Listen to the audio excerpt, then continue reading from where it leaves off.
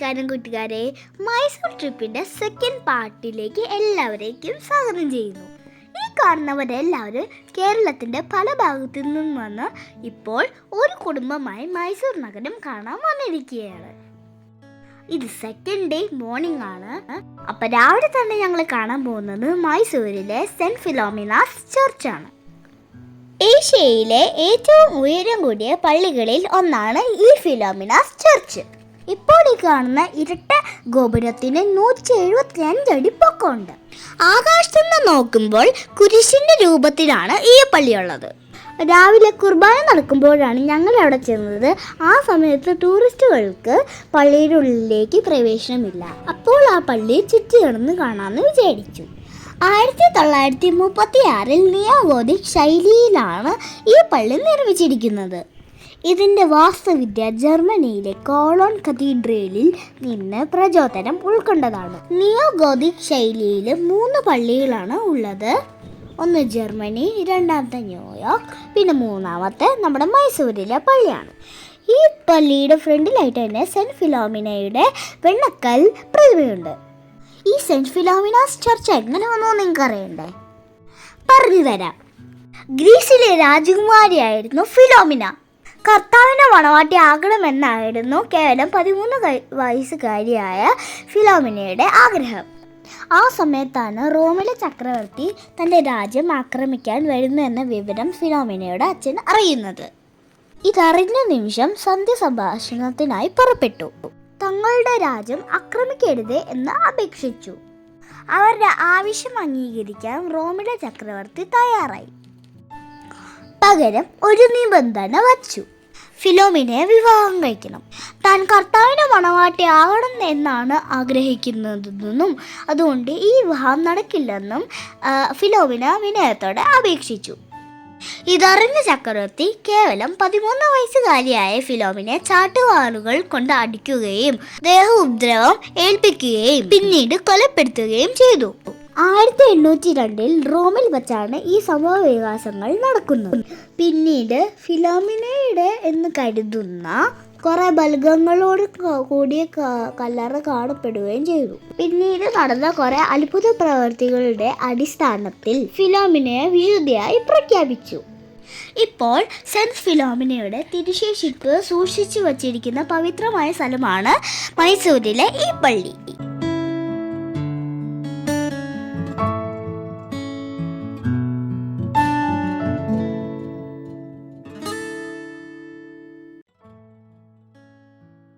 Saint ഫിലോമിനയുടെ തിരുമുന്നിൽ പ്രാർത്ഥിച്ചതിന് ശേഷം നടക്കുമ്പോൾ രണ്ട് സൈഡിലായിട്ട് ഇങ്ങനെ കുറച്ച് റൈറ്റിങ്സ് കാണാം, കുറച്ച് പേരുകൾ.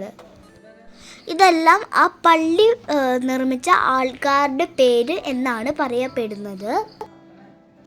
ഇപ്പോൾ നമ്മൾ പള്ളിയുടെ മെയിൻ എൻട്രൻസിലേക്ക് പോവുകയാണ്. കർത്താവിൻ്റെ തിരുമുന്നിൽ പ്രാർത്ഥിച്ചതിന് ശേഷം ഞങ്ങൾ അവിടെ നിന്ന് ഇറങ്ങി.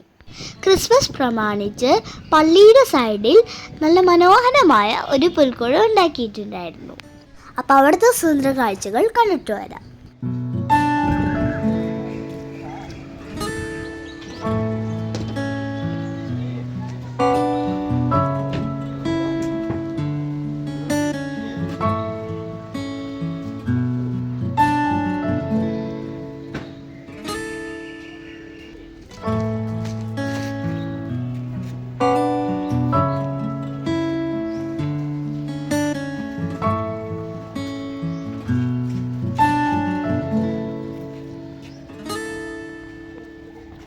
അങ്ങനെ സെന്റ് ഫിലോമിനാസ് ചർച്ച് പ്രാർത്ഥിച്ചതിന് ശേഷം ഞങ്ങൾക്ക് കാര്യമായിട്ട് വിശപ്പ് തുടങ്ങി.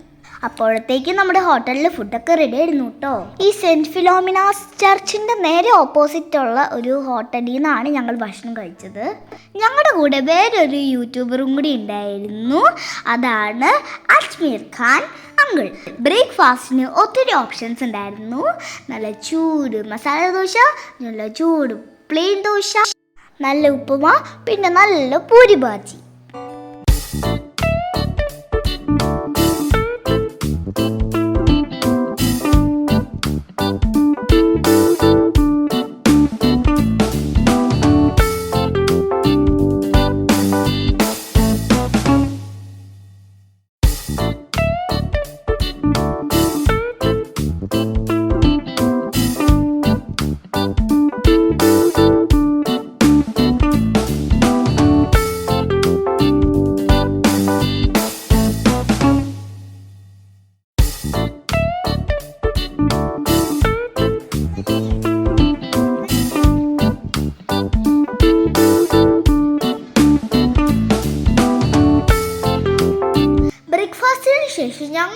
പോയത് മൈസൂർ സൂ കാണാനാണ്.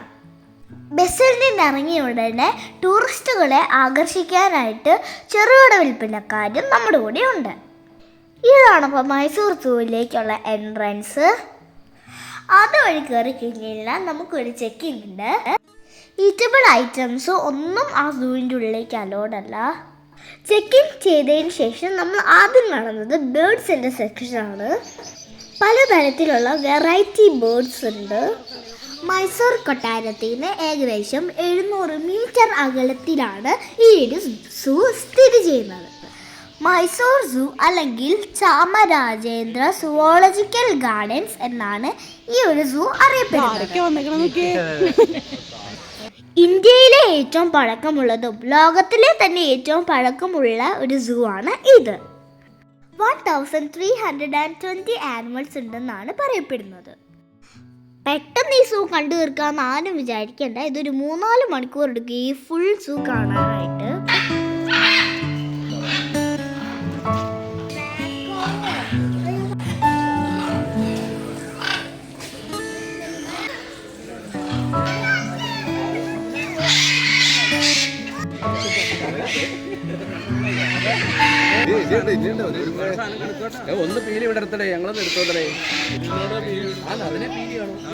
അടുത്ത നമ്മൾ കാണാൻ പോകുന്ന റിയലി ഇൻട്രസ്റ്റഡ് ഏരിയ ആണ് ദ കാർണിവോറസ് സെക്ഷൻ.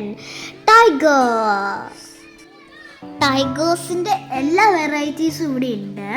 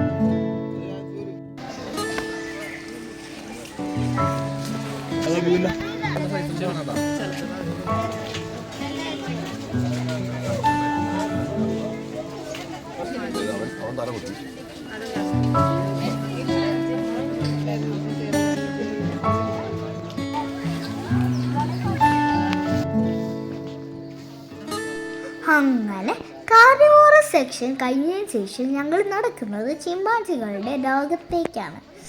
ഒത്തിരി വെറൈറ്റി മങ്കീസും ഗൊറില്ലക്കുട്ടന്മാരും ഇവിടെയുണ്ട്. അതിനകത്ത് എനിക്ക് ഏറ്റവും ഇഷ്ടപ്പെട്ട ഈ പുറകിലോട്ട് തിരിഞ്ഞു നിൽക്കുന്ന ഗൊറില്ലക്കുട്ടനെയാണ്. ഞങ്ങൾ എത്ര പുറകിൽ വിളിച്ചിട്ടും മഞ്ചിയാത്ത ഗൊറില്ലക്കുട്ടൻ. അവിടെ വന്ന കാഴ്ചക്കാരെല്ലാവരും ഒരു ഫോട്ടോയ്ക്ക് വേണ്ടി കൂകി വിളിക്കുമ്പോഴും അതൊന്നും മൈൻഡാക്കാണ്ട് ആ സ്പ്രിംഗ് ഒനിയൻ എടുത്ത് കഴിക്കുകയായിരുന്നു ആശാൻ.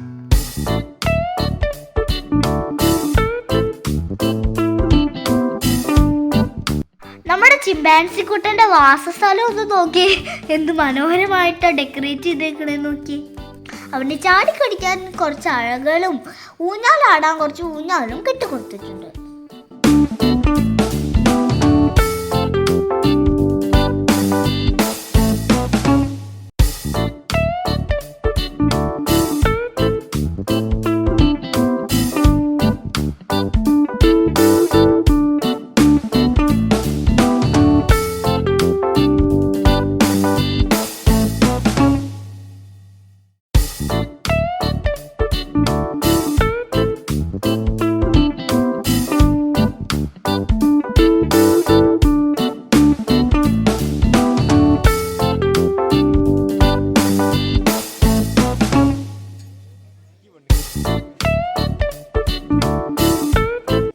അങ്ങനെ നടന്ന് ക്ഷീണിച്ച് വന്നപ്പോഴാണ് അടുത്ത ബോർഡ് കാണുന്നത്. ഇനി സൂ തീരാൻ 2.5 കിലോമീറ്ററും കൂടി നടക്കണം. അപ്പം പിന്നെ കുറച്ച് റെസ്റ്റ് എടുത്തിട്ട് നടക്കാമെന്ന് വിചാരിച്ചു. ജലതരംഗം എന്ന് പറയുന്ന ഒരു വാട്ടർ ഫൗണ്ടെയിൻ അവിടെ സെറ്റ് ആക്കി വെച്ചിട്ടുണ്ട് കേട്ടോ.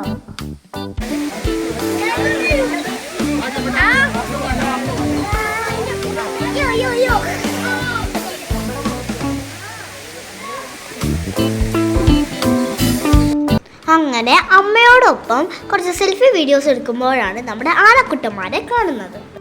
സത്യം പറയട്ടെ, നല്ല ഐശ്വര്യമല്ല ആനക്കുട്ടന്മാർ.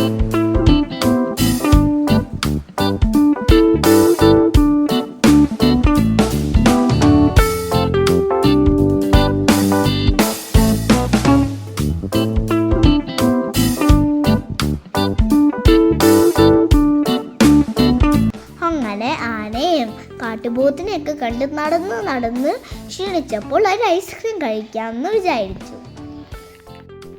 അങ്ങനെ ഐസ്ക്രീമും കഴിച്ച് ആനിമൽസിനെ കാണാലോ എന്ന് വിചാരിച്ചപ്പോൾ അതേ കഴിച്ചുകൊണ്ടിരിക്കുമ്പോഴാണ് അവിടെ സെക്യൂരിറ്റി അങ്കിൾ പിടിച്ചത്.